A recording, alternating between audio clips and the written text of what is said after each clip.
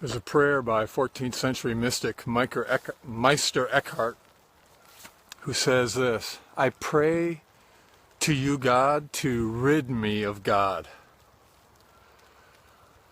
I'm challenged by that prayer. I actually find that prayer helpful. What he's talking about is overcoming and being healed from our false images of God or our distorted images of God. And if you happen to go to church this morning on this, the fourth Sunday in Lent now, you, depending on the church you go to, will hear them talk about the gospel lesson for today, which is from John chapter 9. And it's about the story of Jesus healing a blind man, a man who was blind since birth.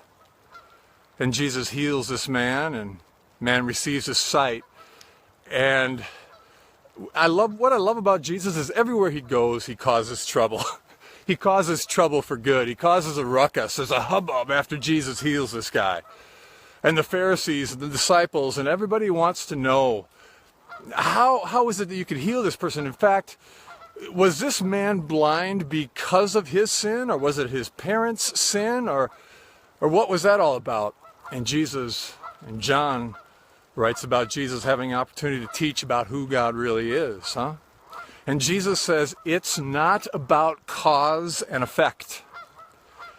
It's not as if there's a God out there somewhere who's pulling all the strings and causing miserable things to happen to people. It's not about cause and effect. And Jesus also says it's not about sin. And it's not about punishment. It's beyond that. It's not about that. In fact, the sickness and tragedy in our lives is not punishment from God. The sickness and tragedy is a fact of life sometimes. It happens. But it's sometimes easier to blame God for it. Maybe sometimes we confuse God with life.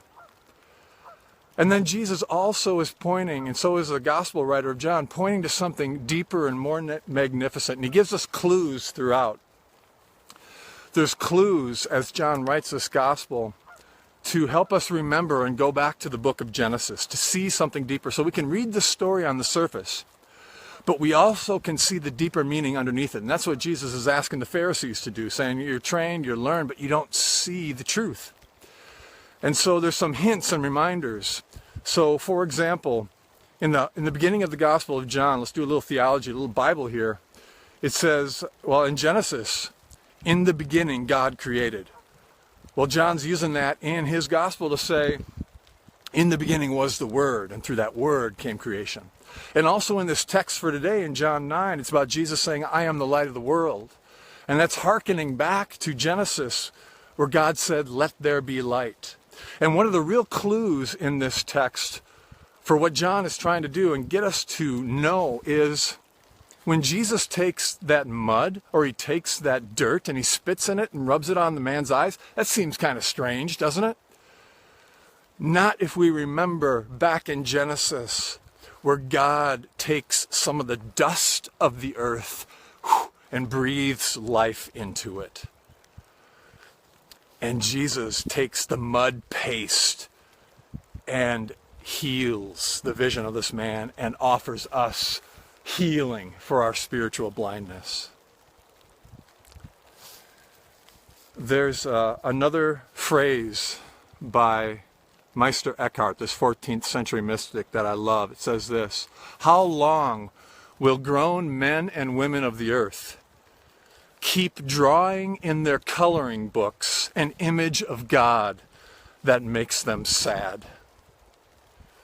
So I offer this story to you today and these thoughts and this reflection to help you and I overcome our distorted images of God, to love Jesus at least, to love God at least as much as we love Jesus, And Jesus is that showing us the secret heart of God and the human face of God and the window through which we can see the great I Am, who is bigger, more bold, and more beautiful than we could ever imagine. So Until next time, may you live all the days of your life.